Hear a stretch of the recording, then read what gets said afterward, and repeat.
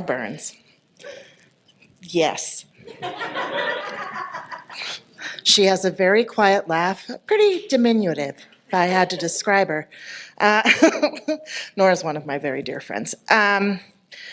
Nora said, I asked her if she was going to be an early person or a late person, and she said, if I'm too early, I'm late, because she wants to keep finding just one more thing that she can do before she goes.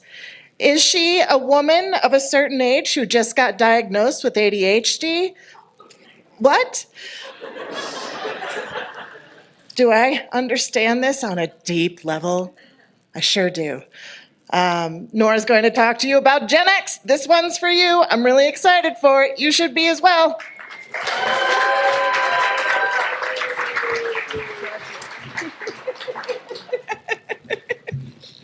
Woman of a certain age. Gen X, you survived drinking from the garden hose, playing on metal and rusty playground equipment, and being the last feral generation. So you can handle this. That's right, we're gonna talk about colonoscopy prep.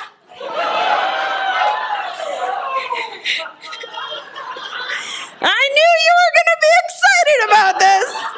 Now, I am not a colonoscopist, which you know because I called it a colonoscopist. I am, however, a person with a sparkly, clean colon right now, because we are 30 hours outside of my 4th colonoscopy, and it feels a little bit like a newly detailed car. Like when you go to the dentist and they polish your teeth and you're like, I don't want to mess this up. No barbecue for a while. Now, how is it that I have had 4 colonoscopies at my very young age? It's because I've got a wonky family tree. I've got a wonky branch. Now, okay, I've got more than one wonky branch on my family tree. This one showed up in a colonoscopy. My eldest sister was diagnosed with colon cancer. Don't worry, she's fine. She's now in her 70s. She's currently in Spain. She's gonna outlive us all. This is not a fear message. This is a going in for your scheduled things is awesome message. Now, as Gen Xers, we've heard some amazing urban legends, right? There was Mikey and the Pop Rocks and the Coke, and there was the original chain letter that came with like an actual envelope and stamps. And I heard some about colonoscopies before I went for my very first colonoscopy.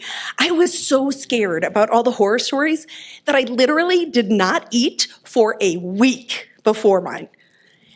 Yeah, that was a really, really bad decision.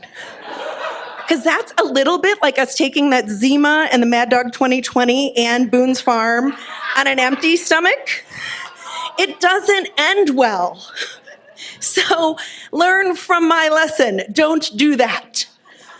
But we have already had some questionable drinks in those red Solo cups. And we had Jell-O shots with random alcohol in them. So speaking of Jell-O, before your colonoscopy, you're gonna wanna prep some lime Jell-O. Now, you're thinking, I don't like lime Jell-O, Nora. It's pretty gross, but it's one of the few things you can eat the day before colonoscopy. So make it in Grandma's vintage dish. And then it's like Thanksgiving with Grandma. Or put it in the Waterford crystal glasses that you registered for your wedding and you have never used. You've been saving them for a special occasion. And here it is.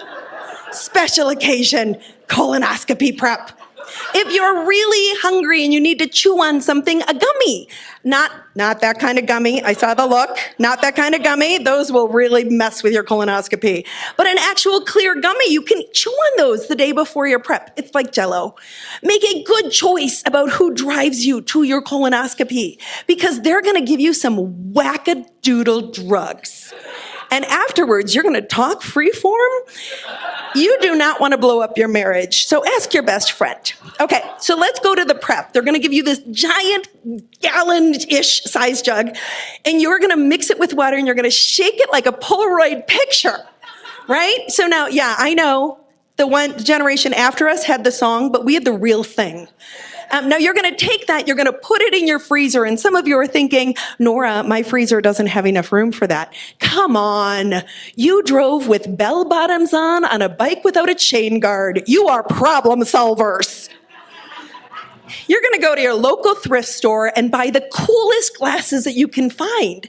And what's cool about this particular shopping trip is they don't have to match, unless you're doing a his and hers colonoscopy, which is weird. Then, now that you have those glasses, you're gonna go to the store and you're gonna get some lemons and some limes. You're gonna cut them into wedges and some circles. You're gonna do a little bit of that 90s bartender prep that you did so well back in the day. And then you're gonna make for yourself a colonoscopy cocktail. And you're gonna put that colonoscopy prep mix into the best looking glass with a little umbrella. Told you it'd all come back around. And a lemon wedge. And you're going to be able to drink it as if you're at an all-inclusive resort with a really bad bartender. I'm Nora Burns. Call your doctor and schedule your colonoscopy tomorrow. Thank you.